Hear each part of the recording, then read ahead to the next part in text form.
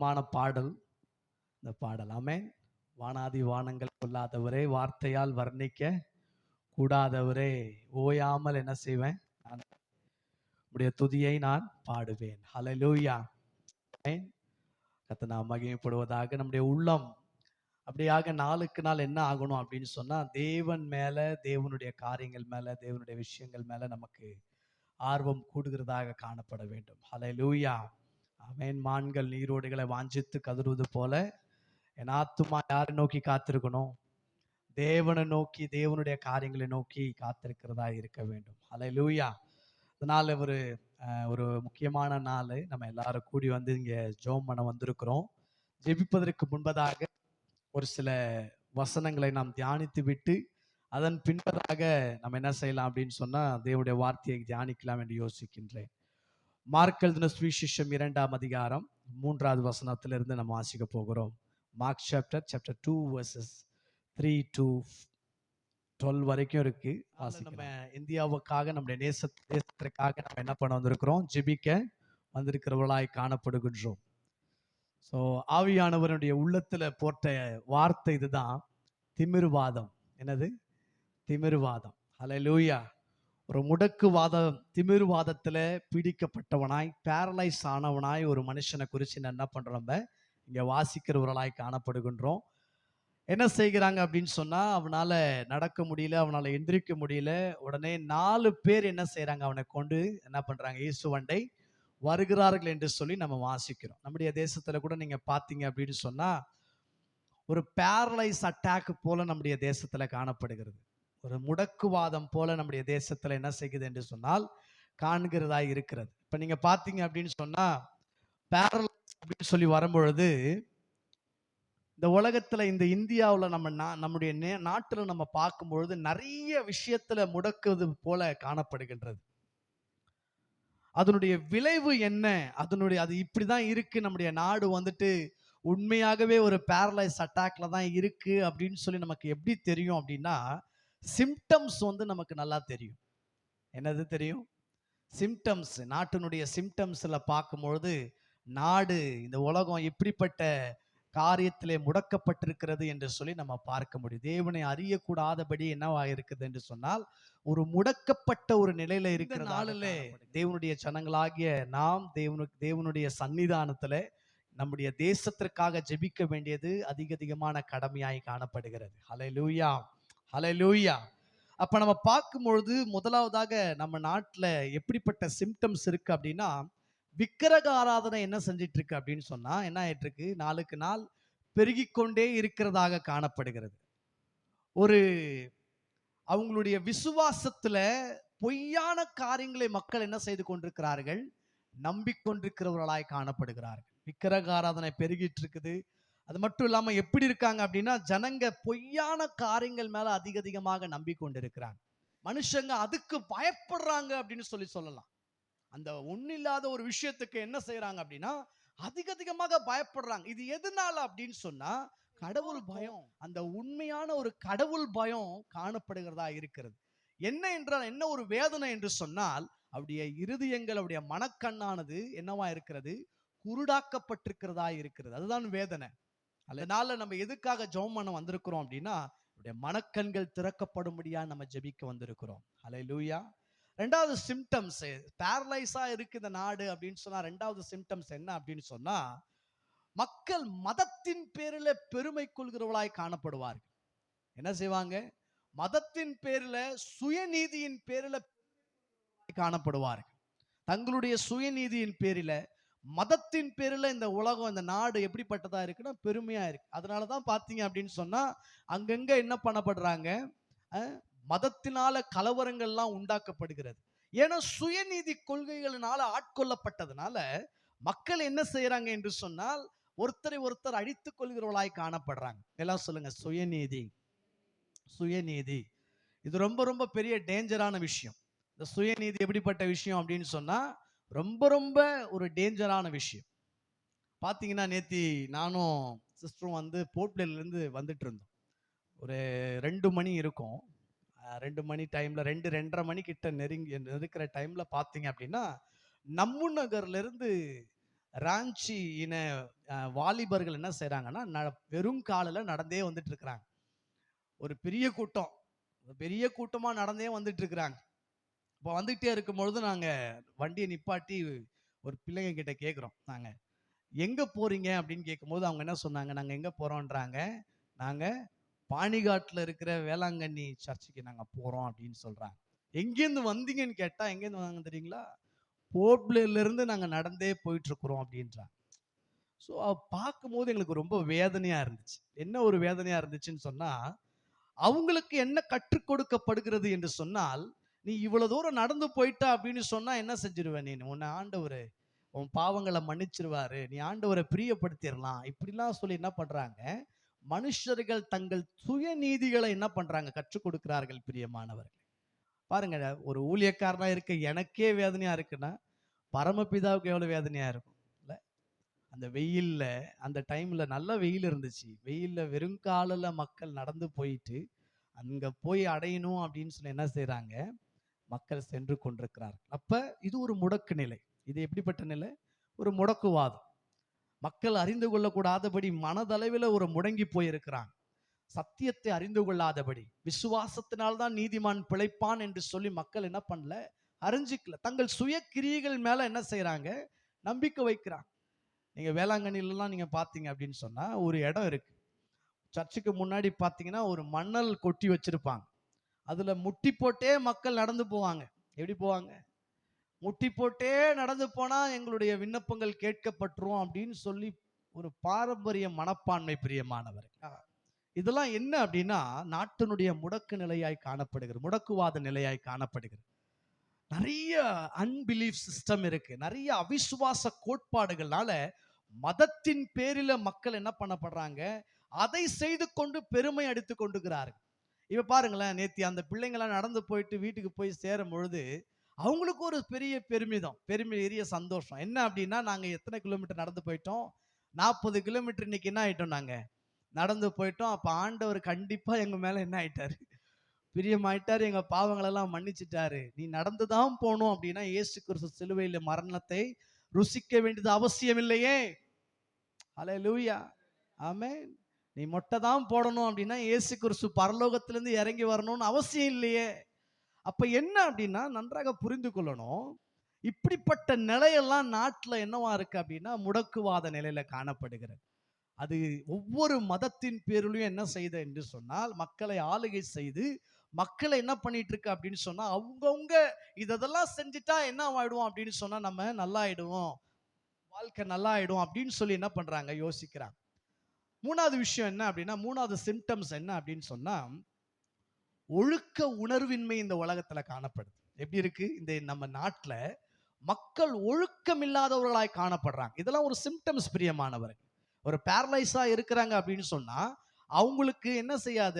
அவங்களுடைய சரீரத்தினுடைய உபாதைகள், அவங்களுடைய கழிவுகள்லாம் வெளியில போறதே அவங்களுக்கு தெரியாது இல்ல?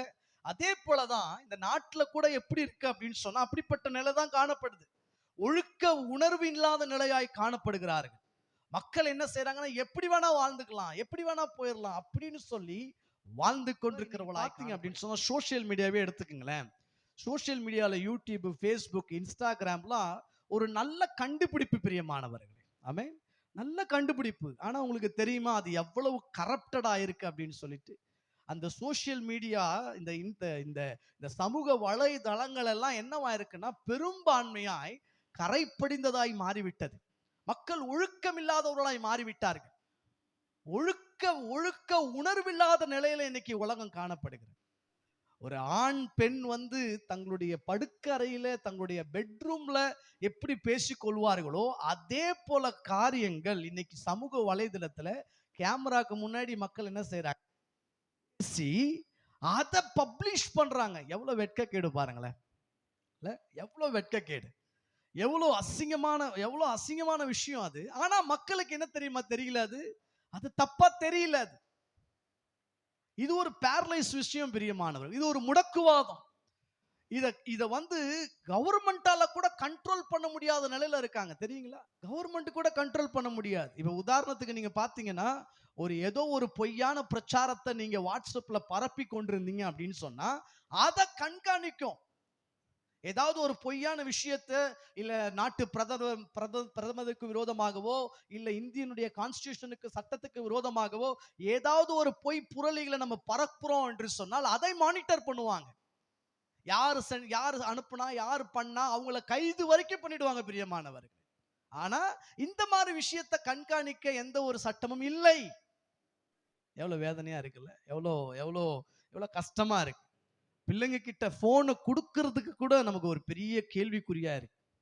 எங்கடா நடுவுல அட்வர்டைஸ்மெண்ட் போல வந்துருமோ. அதெல்லாம் என்னன்னா ஒரு ஒழுக்க இன்மையாக காணப்படுகிறது, ஒழுக்க உணர்வின்மையாய் காணப்படுகிறது. மக்களுக்குள்ள அப்படிப்பட்ட ஒரு அந்த உணர்வே இல்லை என்று கூட சொல்லலாம் பிரியமானவர். அடுத்தது பாத்தீங்க அப்படின்னா கரப்ஷன். இந்த உலகத்துல எப்படிப்பட்டதா இருக்குன்னா, உலகம் வந்து முடக்குவாதத்துடைய அடுத்த சிம்டம்ஸ் என்னன்னா கரப்ஷனாய் காணப்படுது. அதாவது பொய்யான காரியங்கள், அநீதியான காரியங்கள் இன்னைக்கு செய்யப்படுகிறது. நம்ம எல்லாருக்கும் தெரியும் எந்த நாட்கள்ல எப்படிப்பட்ட விஷயம் நியூஸ் எல்லாம் போயிட்டு இருக்கு அப்படின்னு சொல்லி. இல்ல பாருங்களேன், ஒரு பெரிய அரசாங்கத்தை, ஒரு பெரிய காரியங்களை கூட, அரசியல் விஷயத்த என்ன செய்யறாங்கன்னா கள்ள ஓட்டு போட்டு என்ன பண்றாங்க, ஜெயிச்சு முன்னாடி வந்துட்டவங்களா காணப்படுறாங்க. யோசிச்சு பார்க்க முடியுதா இதெல்லாம் இன்னைக்காவது? நம்மலாம் அந்த ஃபர்ஸ்ட்லாம் பாத்தீங்க அப்படின்னு சொன்னா யாராவது ஒரு ஆள் தான் கள்ள ஓட்டு போடுவார் அப்படின்னு கேள்விப்பட்டிருக்கோம். இன்னைக்கு என்ன ஒரு கஷ்டமான ஒரு சூழ்நிலைன்னா, அவங்களுக்கு தகுந்த போல என்ன செஞ்சுக்கிறாங்க, அந்த சட்ட திருத்தங்களை ஏற்படுத்தி கொள்றாங்க. இது எவ்வளவு வேதனையான விஷயம் இல்ல? ஒரு இடத்துலயே இவ்வளவு லட்சக்கணக்கான ஓட்டு கள்ள ஓட்டு வந்து விழுதான். யோசிச்சு பாருங்களேன். அப்ப எப்படிப்பட்ட ஒரு நிலை இதெல்லாம் என்னன்னு சொன்னா முடக்குவாத நிலை. இதெல்லாம் வந்து ஒரு சிம்டம்ஸ் காணப்படுது. பேரலைஸா இருக்கிறவங்களுக்கு சிம்டம்ஸ். அதுக்கப்புறம் பாத்தீங்கன்னா வறுமை காணப்படுகிறது, ஈக்குவாலிட்டி அன்ஈக்குவாலிட்டி இருக்கு, அதாவது பாரபட்ச நிலை இருக்கிறது, சமத்துவம் இல்லாமல் போயிடுச்சு. இது எல்லாத்தையும் நம்ம இன்னைக்கு பாத்தீங்க அப்படின்னு சொன்னா ஜாதி பிரிவினை, மத பிரிவினை, இது எல்லாமே முடக்குவாதத்தினுடைய, தேசத்துல காணப்படுகிற முடக்குவாதத்தினுடைய ஒரு சிம்டம்ஸாய் காணப்படும். நாடு எப்படிப்பட்ட நிலையில இருக்கு பாருங்க. நிலை இருக்கு பாத்தீங்களா? இந்த நிலை எல்லாமே எப்படிப்பட்ட நிலை அப்படின்னு சொன்னா, உண்மையாக இந்த நாடு எந்த ஒரு ஸ்டேட்டஸ்ல இருக்கு, எப்படிப்பட்ட நிலையில இருக்கு, ஆவிக்குரிய வட்டாரத்துல எப்படிப்பட்ட நிலையில இருக்கு என்பதை காண்பிக்கிறதா இருக்கு பிரியமானவர்களே. இதுக்கு நம்ம என்ன செய்யணும்னா, அதுக்கு தான் அந்த 4 பேர் தேவை. ஹல்லேலூயா. அந்த முடக்குவாதத்துல நிலையில இருந்த நபரை தூக்கி கொண்டு வரதுக்கு எத்தனை பேர் தேவைப்பட்டாங்க? அந்த 4 பேர். அந்த 4 பேரு ரொம்ப முக்கியமான நபர்கள் பிரியமானவர்கள். அந்த 4 பேரு விசுவாசிகளாகிய 4 பேர், தேவ ஜனங்களாகிய 4 பேரு இந்த தேசத்தினுடைய முடக்குவாத நிலையை தூக்கி கொண்டு எங்க கொண்டு போய் சேர்க்கணும் அப்படின்னா, இயேசுனுடைய சமூகத்துக்கு கொண்டு போய் சேர்க்கணும். ஹல்லேலூயா. இயேசுனுடைய சமூகத்துக்கு கொண்டு போய் சேர்த்தாதான் இந்த முடக்கு சொன்னா நீங்கப்படுகிறதாய் காணப்படும் பிரியமானவர்களே. ஹல்லேலூயா. தேசம் பிடிக்கப்பட்டதாய் காணப்படுகிறது. தேசம் வந்துட்டு பாத்தீங்க அப்படின்னு சொன்னா முடக்குவாத நிலையில பேரலைஸ்னால அட்டாக் பண்ணப்பட்டதா இருக்கிறது. ஆனா விசுவாசிகளாகிய நாம என்ன செய்யணும் அப்படின்னா, ஒரு பெரிய பொறுப்பை எடுத்துக்கொண்டு இந்த பேரலைஸான சுச்சுவேஷனை எடுத்துக்கொண்டு இயேசுவிடம் செல்கிறவர்களாக நாம் காணப்பட வேண்டும் பிரியமானவர்களே. ஹல்லேலூயா. ஹல்லேலூயா. இது அசாத்தியமான சூழ்நிலையா இருக்கலாம். நம்மளால சோசியல் மீடியால பெரிய கண்ட்ரோலை கொண்டு வராமல் இருக்கலாம் பிரியமானவர்களே. முடியாம போகலாம். கரப்ஷனை ஒழிக்க முடியாம இருக்கலாம். ஆனா நான் ஒன்னு சொல்ல முடியும், அசாத்தியங்களை தேவன் சாத்தியப்படுத்துகிறவராய் இருக்கிறார். ஹல்லேலூயா. யாருக்கு தெரியும், மேல இருக்கிற தலைவர்களுடைய உள்ளத்துல அந்த ஒழுக்க உணர்வை தேவன் ஏற்படுத்த முடியும் பிரியமானவர்களே. திடீர்னு ஒரு சட்டத்தை இயற்ற முடியும். இனிமேல் இந்த மாதிரி சோசியல் மீடியால அன்வான்டா யாரெல்லாம் வீடியோஸ் போடுறாங்களோ, பண்றாங்களோ, அவங்க எல்லாம் கைது செய்யப்படுவார்கள். ஒரு சட்டத்தை இயற்ற முடியும் பிரியமான. வரும் ஜெபிக்கிறவர்கள் இதற்காக ஜெபிக்கும் பொழுது நிச்சயமாய் சட்டங்கள் இதற்காக ஏற்படுத்தப்படும் பிரியமானவர்கள். ஹல்லேலூயா. அதுக்கு தான் அந்த 4 பேர் வேணும். அந்த 4 பேர்ல நம்ம ஒரு ஆளா இருக்கணும். ஹல்லேலூயா. ஹல்லேலூயா. 3வது வசனத்தை வாசிங்க. 2:3. இந்த 4 பேரும் ஒரு ஃபர்ஸ்ட் விஷயம் டிசைட் பண்றாங்க. இந்த முடக்குவாதமா இருக்கிற இந்த மனுஷனை சரியாகணும் அப்படின்னு சொன்னா, முடக்குவாதத்துல இருக்கிற நம்ம நாடு சரியாகணும்னு சொன்னா, முதல் விஷயம் விசுவாசிகளாகிய நாம் தீர்மானம் எடுக்கிறவர்களாய் காணப்படணும். என்ன தீர்மானம் எடுக்கணும் தெரியுங்களா? இந்த காரியத்தை இயேசுவிடம் கொண்டு போய் சேர்க்கணும். ஹல்லேலூயா. ஆண்டவரிடம் கொண்டு சேர்க்கணும். தேவன் தான் காரியங்களை மாற்றுகிறவர் என்று சொல்லி விசுவாசிகள் என்ன செய்யணும் என்று சொன்னால் இந்த காரியத்தை எடுத்து கொண்டு போகிறவர்களாய் காணப்பட வேண்டும். ஹல்லேலூயா. இந்த 4 பேர் என்ன தீர்மானிச்சாங்க தெரியுங்களா? இயேசுவிடம் இந்த மனுஷனை கொண்டு போனா என்ன செஞ்சிருவாங்க? சுகம் ஆயிடுவாங்க அப்படின்ட்டு என்ன செஞ்சாங்க? அவங்க டிசைட் பண்ணாங்க, தீர்மானம் எடுத்தாங்க. ரெண்டாவது விஷயம், அந்த 4 பேரும் அந்த மனுஷனை நேசிச்சாங்க பாருங்க. முடக்குவாத நிலையில இருக்கிற மனுஷனை நேசிச்சதுனாலதான் என்ன செய்யறாங்க? அவனை கொண்டு போறாங்க. அதே போல நம்ம நாட்டு மேல என்னவா இருக்கணும் தெரியுமா? அன்பு செலுத்துறவளாய் காணப்படணும். சில பேர் பாத்தீங்கன்னா இந்தியா மேல ரொம்ப விரக்தியா இருப்பாங்க. அப்படிலாம் இருக்கக்கூடாது. இது நம்ம நாடு, நம்முடைய தேசம். இது மாசுபடுந்த நிலையில காணப்பட்டா கூட தேவனால இதை மாற்றி அமைக்க முடியும் பிரியமானவர்கள். ஹல்லேலூயா. அந்த 4 பேரும் அந்த நேசப்பட்டதுனால என்ன செய்யறாங்க? அவனை தூக்குறாங்க. அன்பு செலுத்தினால தூக்கி என்ன பண்றாங்க? இயேசுவிடம் கொண்டு வந்தார்கள். கொண்டு வரும்போது இவன் என்னுடையவன், என்னுடைய என்னுடைய என்னுடைய சொந்தக்காரன், என்னுடைய குடும்பத்துக்காரன், இவனை இயேசுவிடம் கொண்டு போனா இயேசு என்ன செய்வாரு? சுகப்படுத்துவார். ஹல்லேலூயா. மூணாவது விஷயம், 4ஆம் வசனம் வாசிங்க. ஆ ஆ ம் கவனிங்க. மூணாவது விஷயம் என்ன தெரியுங்களா? முதல் விஷயம், இந்த 4 பேரும் டிசைட் பண்ணாங்க இவனை கொண்டு போய் இயேசு கிட்ட போனோம் அப்படின்ட்டு, முடக்குவாத நிலையில இருந்த நபரை. ரெண்டாவது விஷயம், அவன் மேல அன்பு செலுத்தினார்கள் என்று சொல்லி நம்ம பார்க்கிறோம்ல. அதனாலதான் என்ன பண்றாங்க? இயேசுவிட கொண்டு போகணும்னு அன்பு செலுத்தி இயேசுவிட கொண்டு போறாங்க. மூணாவது விஷயம் பாத்தீங்கன்னா, அந்த வீடு ஃபுல்லா என்ன ஆயிடுச்சு? கூட்டங்கள் ஆயிடுச்சு. இப்ப நான் கொஞ்ச நேரத்துக்கு முன்னாடி சிம்டம்ஸை பத்தி சொல்றேன்ல. நம்ம நாட்டில் இருக்கிற என்னென்ன சிம்டம்ஸ் இருக்கு, என்னென்ன காரியம் வந்துட்டு இருக்கு, இப்படி முடக்குவாத நிலையை வந்து குறிச்சு சொன்னோம் பார்த்தீங்களா? இதெல்லாம் வந்து பார்த்தீங்க அப்படின்னு சொன்னா வீடு நிறைய ஆட்கள் இருக்கிறது போல, நாடு நிறைய பிரச்சனைகள் இருக்கிறது போல நமக்கு தெரியலாம். ஹல்லேலூயா, ஹல்லேலூயா. நான் எத்தனை பேர் விசுவாசிக்கிறீங்க இந்த நாடு ஃபுல்லா பிரச்சனைகள் இருந்தாலும் இந்த நாட்டுக்கு இயேசு தேவை அப்படின்னு சொல்லிட்டு? ஹல்லேலூயா, ஹல்லேலூயா. பாருங்க, ஒவ்வொருத்தரும் இயேசு கிறிஸ்துவை ஏற்றுக்கொண்டா, விசுவாசிச்சா அவங்க வாழ்க்கை பரிசுத்தமாக்கப்படும் பிரியமானவர்களே. ஹல்லேலூயா, ஆமென்.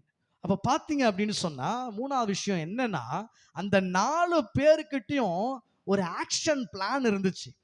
ஒரு செயல்படுத்த வேண்டிய முறை அவர்களுக்கு இருந்தது. வீடு ஃபுல்லா ஆட்கள் இருந்தா கூட அந்த 4 பேர் என்ன பண்ணிட்டாங்க? என்ன செஞ்சாங்க? வீடு ஃபுல்லா ஆட்கள் இருக்கு, அடுத்த வாட்டி இயேசு வந்தா பாத்துக்கலாம் அப்படின்னு போல என்ன பண்ணாங்க தெரியுங்களா? வீட்டு மேல ஏறிட்டாங்க 4 பேரும். அத வந்து தி சோசன் சொல்லிட்டு ஒரு ஜீசஸ் பிலிம் இருக்கு. அதுல நீங்க பாத்தீங்கன்னா அதை எப்படி அவங்க அத வந்து செஞ்சாங்க அப்படின்னு சொன்னா, அந்த காட்டை இந்த தண்ணி எல்லாம் இறைப்பாங்க பாத்தீங்களா? கிணறு இப்படி இப்படி இறைப்பாங்க பாத்தீங்களா? அந்த அச்சு சொல்லுவாங்களா? என்ன சொல்லுவாங்க? என்னன்னு? ஓகே, ராட்டினமா? அந்த ராட்டினத்தை முன்னாடி வச்சு என்ன செய்யறாங்க? கயிறை வச்சு தண்ணி எடுக்கிற மாதிரி ஆளை தூக்குறாங்க மேல. ஹல்லேலூயா. அப்படி தூக்கி காட்டை இப்படி பண்ணி உள்ள இறக்குறாங்க. கர்த்தருக்கு ஸ்தோத்திரம். ஆக்ஷன் பிளான் இருந்துச்சு. வீடு பிரிச்சாலும் பரவாயில்ல, வீட்டை என்ன பண்ணணும்? நாம எப்படியாவது இயேசு கிட்ட என்ன பண்ணிடணும்? ஹல்லேலூயா, ஹல்லேலூயா. ஒரு ஆக்ஷன் பிளான் இருக்கும். நமக்குள்ள என்ன ஆக்ஷன் பிளான் தெரியுமா இருக்கணும்? இந்த 4 பேருக்குள்ள இருந்த அந்த ஒரு வைராக்கியம், அந்த ஆசை, அந்த திட்டம், அந்த தீர்மானம், அந்த நேசம் அதை செயல்படுத்துச்சு. என்ன தெரியுங்களா?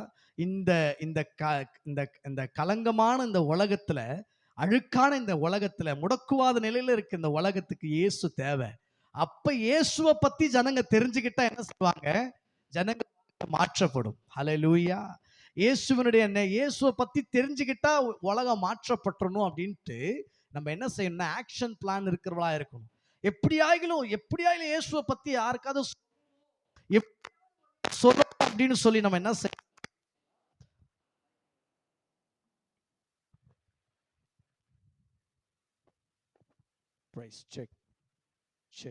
கொஞ்சம் வால்யூம் செக்.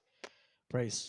அப்ப என்ன செய்யறாங்க அப்படின்னு சொன்னா, எப்படியாகிலும் இயேசுவை அறிஞ்சிக்கணும், எப்படியாகிலும் இயேசு கிறிஸ்துவை தெரிஞ்சுக்கணும் அப்படின்ட்டு நாம் செயல்படுகிறவளா இருக்கும். ஹல்லேலூயா, ஆமென். ஒவ்வொருத்தருக்காவது நம்ம என்ன செய்யணும் அப்படின்னா, இயேசுவை பத்தி ஏதாவது விதத்துல சொல்லுகிறவர்களாய் காணப்படும். எத்தனை பேர் விசுவாசிக்கிறீங்க? இயேசு தான் வாழ்க்கைகளை சுத்தப்படுத்துகிறவர். இயேசுதான் வாழ்க்கைகளை குணப்படுத்துகிறவர் பிரியமானவர். ஹல்லேலூயா, ஹல்லேலூயா. டிஎல் மூடி அப்படின்னு ஒரு ஊழியக்காரர் இருந்தார். அவர் என்ன தெரியுமா ஜெபம் பண்ணார்? ஆண்டவரே, டெய்லி நான் ஒரு ஆளுக்காக என்ன பண்ணணும், நான் சுவிசேஷம் சொல்லணும் அப்படின்ட்டு என்ன பண்ணுவாராம், அப்படி வந்து டெய்லி ஒரு ஆளை நோக்கி போவாராம் பாருங்க. ஒரு ஆளுக்காக சுவிசேஷம் சொல்லுவாராம் பாருங்க. ஹல்லேலூயா. ஒரு நாள் பார்த்தீங்க அப்படின்னு சொன்னா, அலுவலகம் ரொம்ப பிஸி ஆயிட்டார் அவரு. அலுவலா இருந்ததுனால அவர் என்ன பண்ணிட்டாரு, அன்னைக்கு சுவிசேஷம் சொல்ல மறந்துட்டார். இரவுல ஒரு 10:30 11 மணி இருக்கும். ஆவியானவர் இப்ப நினைவுபடுத்துகிறார். முடி நீ இப்படி ஜெபம் பண்ணியே, இந்த மாதிரி வந்துட்டு ஒரு ஆளுக்காவது சுவிசேஷம் சொல்லணும்னு ஜெபம் பண்ணியே, இன்னைக்கு சொன்னியா அப்படின்னு சொல்லும்பொழுது அவர் என்ன பண்றாரு அப்படின்னா, ஐயோ இன்னைக்கு நான் சொல்லலையேன்னு சொல்லிட்டு இவர் கொடையை எடுத்துக்கிட்டு, மழை பயங்கர மழை பெய்யுதாம். அவர் கொடையை எடுத்துக்கிட்டு என்ன பண்றாரு, ரோட்டுக்கு போறார். ரோடு ஃபுல்லா காலியா இருக்கு. ஒரே இருட்டா இருக்கான். என்னடா இது, யாருக்குமே சுவிசேஷம் சொல்ல முடியாம தூக்கம் வரலையே அப்படின்னு சொல்லி இருந்தாராம் பாருங்க. அந்த டைம்ல ஒரு மனுஷன் ஓடி ஓடி வரானா அந்த மலையில. உடனே இவர் என்ன பண்றாரா, ஒருத்தன் வந்துட்டான்னு சொல்லிட்டு கிட்ட போயிட்டு, தம்பி எங்க போறீங்க எங்க போறீங்க கேட்டாரு. இல்ல இல்ல நான் எங்க போல அப்படின்னு சொல்லிட்டு பதட்டமா போறானா. அவனுக்கு இவர் கொடைய காட்டி என்ன பண்றாரு, அவன் கூடயே ஓடுறாராம் பாருங்க. அவன் கேட்கறானா, என் கூட எங்க வர, நான் சாக போறேன் அப்படின்னு சொல்லி நிக்கிறான். ஹல்லேலூயா. அந்த சாக போற நிலையில இருந்த நபருக்கு டிஎல் மூடி என்ன செய்றாரு, சுவிசேஷம் சொல்லி தற்கொலை எண்ணத்தை மாற்றினார் பிரியமானவர்களே. ஹல்லேலூயா. நம்ம கூட ஒரு ஆக்ஷன் பிளான் இருக்கணும். என்ன ஆக்ஷன் பிளான் இருக்கணும் அப்படின்னு சொன்னா, இயேசுவை இவங்களுக்கு எப்படியாவது சொல்லணும். இயேசு கிறிஸ்துவ பத்தி சொன்னாதான் ஜனங்க வாழ்க்கை மாற்றப்படும். எத்தனையோ கொடூரமா இருந்தவர்கள், அசிங்கமான வாழ்க்கை வாழ்ந்து கொண்டிருந்தவர்களை எல்லாம் இயேசு கிறிஸ்து மறுரூபப்படுத்தியிருக்கிறார் பிரியமானவர்களே. எப்படி? சுவிசேஷத்தின் ஒளி. சுவிசேஷத்தினுடைய ஒளி வந்ததுனால வாழ்க்கைகள் என்ன பண்ணப்படுதுன்னு சொன்னா மாற்றப்படுகிறதா இருக்கிறது. அது அந்த 4 பேருக்கு தெரியும் பிரியமானவர்கள். அதனாலதான் அவங்க என்ன செய்றாங்க, அந்த முடக்குவாத நிலையில இருந்த நபரை தூக்கிட்டு போயிட்டு இயேசுவண்டை கொண்டு போறாங்க. எப்படி ஆகிலும் இவன் இயேசு கிட்ட போயிட்டானா என்ன செஞ்சிருவான், இவன் சுகமாயிடுவான். ஹல்லேலூயா. விடுதலை ஆயிடுவான். இந்த முழு இந்தியாவையும் இயேசுவண்டை கொண்டு போக வேண்டியது நம்முடைய பொறுப்பு பிரியமானவர்களே. ஹல்லேலூயா, ஹல்லேலூயா. 4வது விஷயம் என்ன தெரியுங்களா, அந்த 4 பேரும் விசுவாசிச்சாங்க.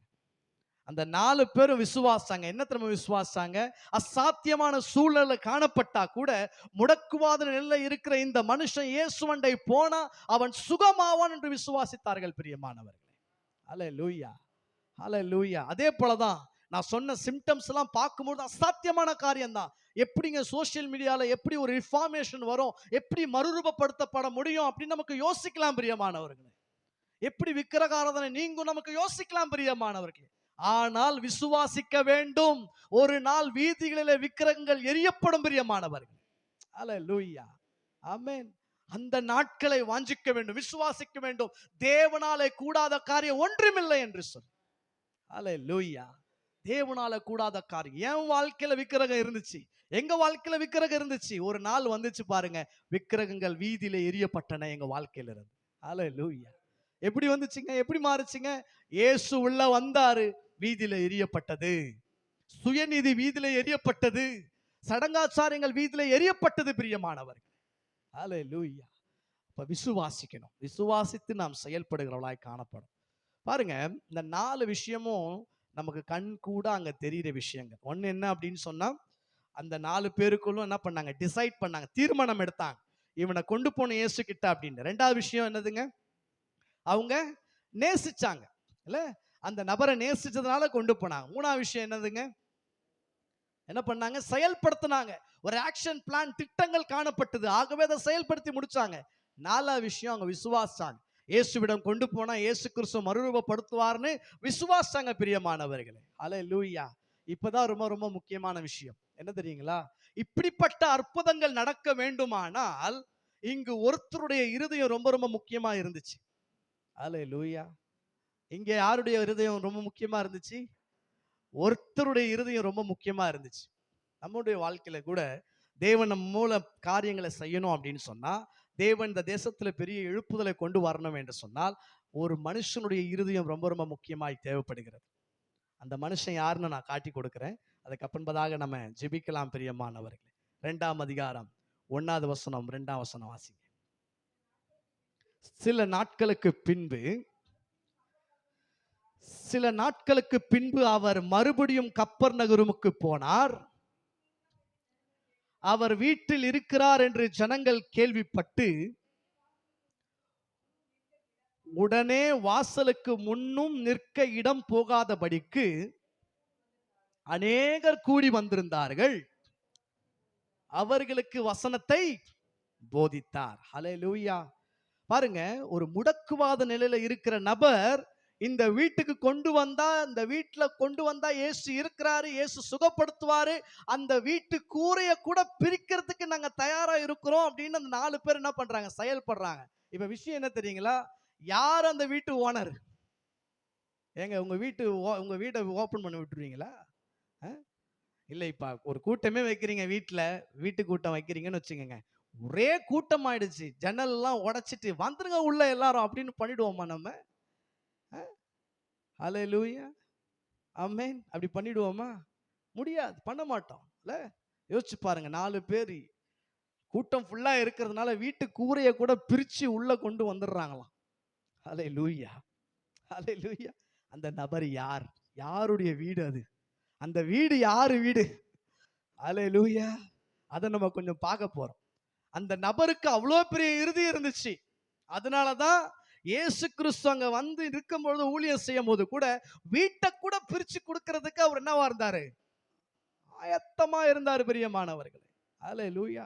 அவ்வளவு ஆத்தும பாரம், அவ்வளவு இயேசு மேல அவ்வளவு நேசம். ஆமென். நம்ம கொஞ்ச நேரம் முன்னாடி பார்த்தோம், பாடின பாத்தீங்களா? நீர் வேண்டும், எனக்கு வேற எதுவும் வேண்டாம் ஆண்டவரே அப்படின்ட்டு. அதை உண்மையா அனுபவித்த ஒரு நபர் பிரியமானவர்கள். ஹல்லேலூயா, ஆமென். அது யார் வீடுன்னு பாத்துருவோமா? யாருடைய வீடு பாது அப்படின்னு பாத்துருவோமா? ஃபர்ஸ்ட் அந்த வீடு எங்க இருந்துச்சுன்னு பாருங்க. எங்க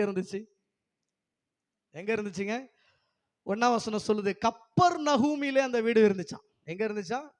கப்பர்நகூமில இருந்துச்சு. இந்த கப்பர்நகூமில யாரு வீடுன்னு சொல்லி பார்க்கணும் அப்படின்னா 1ஆம் அதிகாரத்துக்கு போனோம். 1ஆம் அதிகாரம் 21ஆம் வசனம் வாசிங்களேன்.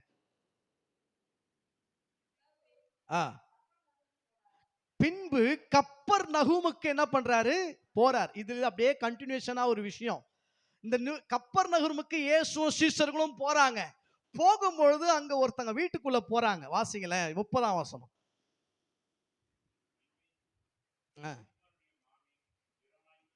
அங்கே சீமோனுடைய மாமி ஜுரமாய் கிடந்தால்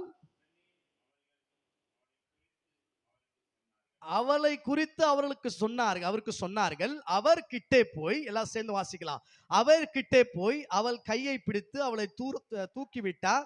உடனே ஜுரம் அவளை விட்டு நீங்கிற்று. அப்பொழுது அவள் அவர்களுக்கு பணிவிடை செய்தால். சாயங்காலமாகி சூரியன் அஸ்தமித்த போது சகல பிணியாளிகளையும் பிசாசு பிடித்தவர்களும் அவரிடத்தில். இப்ப எங்க இருக்கிறார் அவரு? யார் வீட்டுல இருக்கிறார்? சீமோன் பேதுரு வீட்டுல இருக்கிறார். எங்க இருக்கிறாரு? கப்பர்நகூம்ல இயேசு கிறிஸ்து எங்க போறாருன்னா சீமோன் பேதுருடைய வீட்டுக்கு போறார். அங்க போனா அவங்க மாமியார் என்னவா இருக்கிறாங்க?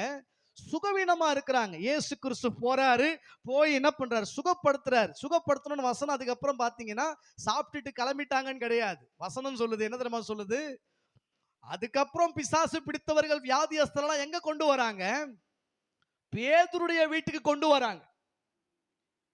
அல்லேலூயா. பேதுருடைய வீட்டுக்கு கொண்டு வராங்க. சீமோனுடைய வீட்டுக்கு கொண்டு வந்து என்ன செய்யறாங்க அப்படின்னு சொன்னா, வாசிங்க, அப்படியே வாசிங்க, உங்களுக்கு புரியும் பாருங்க. பட்டணத்தார் எல்லாரும் வீட்டு வாசலுக்கு முன்பாக, 2ஆம் அதிகாரம் 2ஆம் வசனம் வாசிங்க. உடனே வாசலுக்கு முன்னும் நிற்கிற இடம் கூடாமல் அநேகர் கூடி வந்தார்கள். இந்த வசனமும் அந்த வசனம் ஒன்னா இருக்கா? வீட்டுக்கு முன்னாடி எல்லாரும் கூடி வராங்க. எங்க வந்திருக்கிறாங்க? இப்ப பேதுருடைய வீட்டுக்கு முன்பதாக வந்து என்ன பண்ணிட்டாங்க? இப்ப கூட்டம் கூடி விட்டார்கள். பிரியமானவர்களை சொல்லணும் அப்படின்னா, இயேசு கிறிஸ்துனுடைய ஊழியம் மையப்படுத்தப்பட்ட இடமாக பேதுருடைய வீடு இருந்தது. பிரியமானவர்களே, ஹல்லேலூயா, ஹல்லேலூயா. நமக்கு ஒரு இருதயம் இருக்கணும். என்ன தெரியுமா இருதயம் இருக்கணும்? இயேசுவுக்கான இருதயம் இருக்கணும். நமக்கு எப்படிப்பட்ட இருதயம் இருக்கணும்னா, இயேசுவுக்கான இருதயம் காணப்பட வேண்டும். பிரியமானவர்கள், பேதுருடைய வீடு அந்த இடத்துல பார்க்கும்போது பிரிக்க கூட என்ன செய்யலாம்? அவன் தடுக்கல. பிரியமானவர்களே, பிரிச்சிருங்க, எப்படி ஆகல இந்த மனுஷன் இங்க இருந்து எப்படி போனோம், சுகப்படுத்ததான் போகணும்னு சொல்லிட்டு வைராக்கியம் கொண்டார். பிரியமானவர்கள், ஹல்லேலூயா.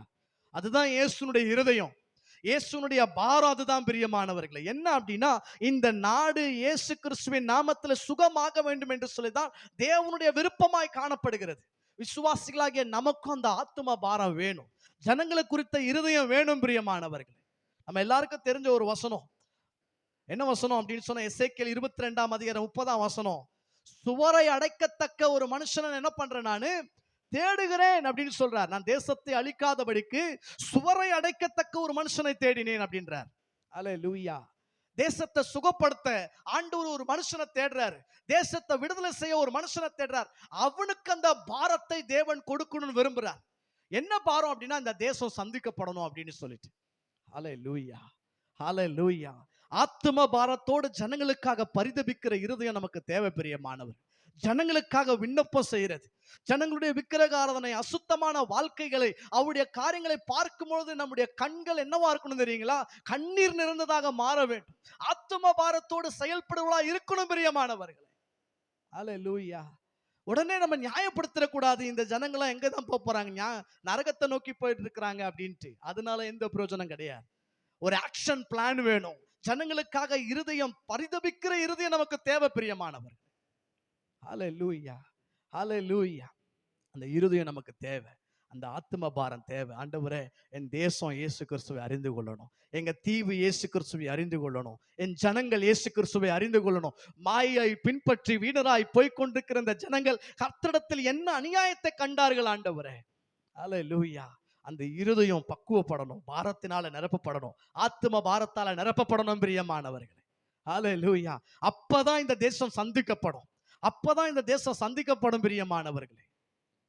தேவனுக்காக நீங்க எழுப்புதனுடைய ஒவ்வொரு கதைகளை நீங்க படிச்சு பார்த்தீங்க அப்படின்னு சொன்னா, அங்க ஆத்தும பாரம் ரொம்ப ரொம்ப முக்கியமான ஒரு விஷயமா இருந்துச்சு. ஆத்தும பாரம், ஆத்துமாக்களை குறித்ததான பாரம் நமக்கு ரொம்ப அவசியம் பிரியமானவர்.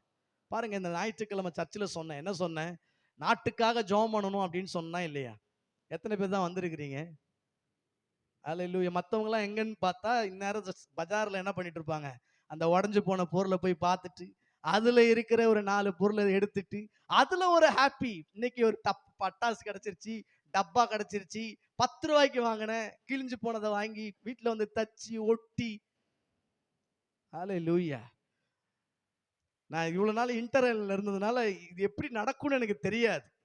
போன வருஷம் நானும் என் மனைவியும் போனோம். என்னடா மேலான்றாங்களே, போய் தான் பார்க்கலாம். உண்மையில உபயோகமே இல்லாத பொருள் எல்லாம் உடஞ்சது, டப்பா வேஸ்ட், தூக்கி எறிய வேண்டிய பொருளை அவன் என்ன பண்றான், 10 ரூபாய்க்கு 3, 100 ரூபாய்க்கு 2 அப்படின்னு விற்கிறான். நம்ம ஆட்கள் என்ன பண்றாங்க, அதை போய் துமந்து தீர்த்துட்டு வந்து வீட்டுல கொண்டு வந்து போட்டு ஒரு நாள் செப்பல் போடுவாங்க, அடுத்த நாள் என்ன ஆயிராது. அல்லேலூயா. யோசிச்சு பாருங்க. இதுக்கு என்னன்னா, கலங்க ஜனங்க, நாளைக்கு இண்டிபெண்டன்ஸ் டே, சஸ்தா ரேகா. உங்களுக்கு தெரியுமா, இந்த சஸ்தால இந்த கோல்டு கடைலாம் சாத்திருப்பாங்க, பார்த்துருக்கீங்களா? தங்க கடையெல்லாம் என்ன பண்ணிருப்பாங்க, எங்கடா சஸ்தானா அதுக்குள்ள நுழைஞ்சிருவாங்களே அப்படின்ட்டு.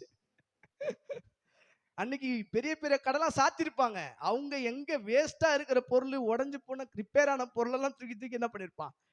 இதை போய் ஜனங்க ஆசையா சுதந்திர தினத்தன்னைக்கு சுதந்திரமா வாங்கிட்டு வந்து வீட்டுல வச்சு என்ன பண்ணுவாங்க, அழகு பார்ப்பாங்க. அல்லேலூயா. போங்க இல்லைன்னு சொல்ல வரல, வாங்குங்க இல்லைன்னு சொல்ல வரல, வேண்டாம்லாம் சொல்ல வரல. ஆனா நல்லா கவனிச்சுக்குங்க, முக்கியத்துவம் எதுக்கோ அதுக்கு தான் முக்கியத்துவம் கொடுக்கணும். அல்லேலூயா. முக்கியத்துவம் எதுக்கு முக்கியத்துவம் கொடுக்கணும்? இண்டிபெண்டன்ஸ் டே சர்ச்சில் பாஸ்டர் பிரேயர் வச்சிருக்காங்க அப்படின்னு சொன்னா என்ன செய்யணும்? ரத்தனம் பால்னு ஒரு பாஸ்டர் இருக்கிறார், கேள்விப்பட்டிருக்கீங்களா? ரத்தனம் பால் பாஸ்டர் பயங்கர ஸ்ட்ரிக்டான ஒரு மனுஷன். அவர் சர்ச்சில் இந்த வாரம் சர்ச்சில் அப்படி பண்ணலான்னு யோசிக்கிறேன் நான். யார் வெள்ளிக்கிழமை உபவாச ஜெபத்துக்கு வரல எல்லாம் எந்திரிங்க அப்படின்னு சொல்லுவாராம். எந்திரிச்சு நின்னா திட்டுவாராம். என்ன பண்ண நீனு, இப்ப முட்டி போடு, எல்லாம் ஜெபம் பண்ணு, மன்னிப்புக்கெல்லாம் ஆண்டவர்கிட்ட அப்படின்ட்டு. 17,000 விசுவாசி அவர் சர்ச்சில். அல்லேலூயா. ஏன் அப்படின்னு சொன்னா, அந்த ஆத்தும பாரம் நமக்கு காணப்படும். ஜனங்களுக்காக ஜெபம் பண்ணோம். பிஸியா இருக்கிறவங்க ஓகே, பிஸியா இருக்கட்டும், ஓகே, ஒன்றும் பிரச்சனை இல்லை. ஆனா ஃப்ரீயா இருக்கிறோம் அப்படின்னு சொன்னா, இந்த ஒரு நாள் இந்த ஒரு விஷயத்தை நம்ம நல்லா கண்ணுல வச்சு என்ன பண்ணோம், ஜெபிக்கிறவளா இருக்கணும். நம்ம ஏன் இந்த ஜெபம் பண்றதுக்கு முன்னாடி இந்த பிரசங்கத்தை கேட்கிறோம் அப்படின்னா, ஏதோ வந்தோம் ஜெபம் பண்ணோம் அப்படி இல்லாம உண்மையான ஒரு இருதயத்தோட ஜெபம் பண்ணணும். ஆத்துமபார மிக்க ஒரு இருதயத்தோட ஜெபம் பண்ணணும். அவன் எத்தனை வருஷமா முடக்குவாதத்துல இருந்தா நமக்கு தெரியாது.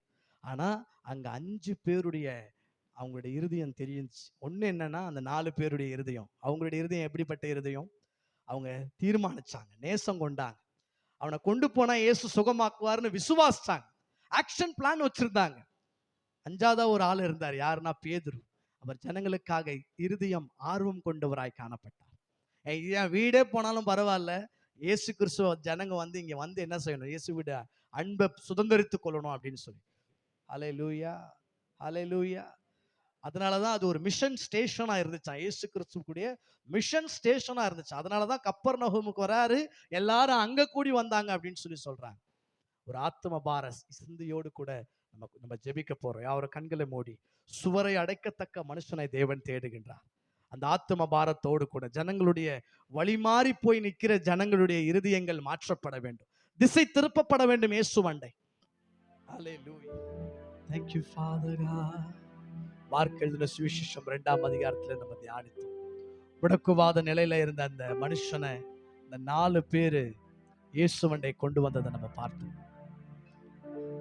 இன்னைக்கு கூட நம்ம நாடு இப்படிப்பட்ட நிலை தான் காணப்படுது.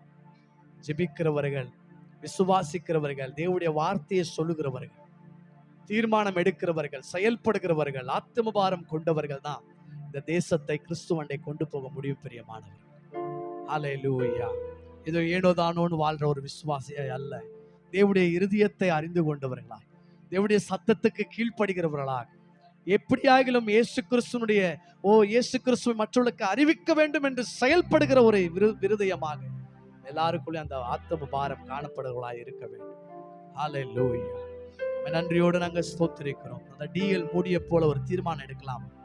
ஆண்டவரே, எப்படியாகிலும் ஆண்டவரே அப்பா, நான் மற்றவர்களுக்கு சுவிசேஷம் சொல்லணும் ஆண்டவரே, உடைய வார்த்தையை அறிவிக்கணும் ஆண்டவரே. ஆண்டவரே, எங்களை பக்குவப்படுத்துங்க, எங்கள் இருதயத்தை அந்த ஆத்ம பாரத்தால நிரப்புங்க ஆண்டவரே. ஹல்லேலூயா. நன்றியோடு நாங்கள் ஸ்தோத்திரிக்கிறோம். ஆத்துமாக்களை குறித்ததான அந்த பாரம், அந்த ஆத்ம தாகம் நம்ம எல்லாரையும் பற்றி பிடிக்க வேண்டும். பிரியமான பிதாவே, இயேசுவின் நாமத்தினால் ஆண்டவரே, இதனால் ஆண்டவரே நாங்கள் ஜெபிக்கத்தக்க, நாங்கள் கூடி வந்து வார்த்தையை தியானிக்கத்தக்க ஆண்டவரே அப்பா, எங்களுக்குள்ள தரிசனத்தை பெற்றுக்கொள்ள பாராட்டினத கிருபைகளுக்காக, இரக்கங்களுக்காக நன்றி செலுத்துகிறோம் அப்பா. ஆண்டவரே, எங்கள் கண்கள் காணட்டும் ஆண்டவரே, எங்கள் காதுகள் கேட்கட்டும். எப்படி முடக்குவாத நிலையில, திமிர்வாத நிலையில இருந்த அந்த நபர் எழுந்தப்பட்டதை அந்த 4 பேர் பார்த்தார்களோ ஆண்டவர், அந்த ஊரார் பார்த்தார்களோ ஆண்டவரே, எங்க தேசம் கிறிஸ்துவை அறிந்து கொள்ளதை எங்கள் கண்கள் பார்க்கட்டும் ஆண்டவரே. ஆண்டவரே, இமய முதல் இந்திரா பாயிண்ட் வரைக்கும் இயேசுவே மெய்யான தேவன் என்று நாவுகள் அறிக்கையிடட்டும், முழங்கால்கள் அவருக்கு முன்பதாய் விளக்கப்படட்டும் என்று நாங்கள் வேண்டுகிறோம். ஒரு மாபெரும் எழுப்புதல் எங்க தேசத்தை பற்றி பிடிப்பதாக, நாம மகிமைப்படட்டும். எங்க தேசத்துக்காக நீங்க பாராட்டி நம்முடைய அன்புக்காக நன்றி செலுத்துங்க. எங்க தேசத்தை சுற்றி இருக்கிற, நெருக்கி இருக்கிற எல்லா ஒழுக்க இன்மைகள் எல்லாம் நீங்கட்டும் ஆண்டவர். சோசியல் மீடியால பரிசுத்தம் உண்டாவதாக இயேசுவின் நாமத்தினால். கர்த்தரை அறிகிற அறிவின் வெளிச்சம் எங்க தேசம் எங்கிலும் பரவுவதாக, நாம மகிமைப்படுவதாக, நாம மகிமைப்படுவதாக.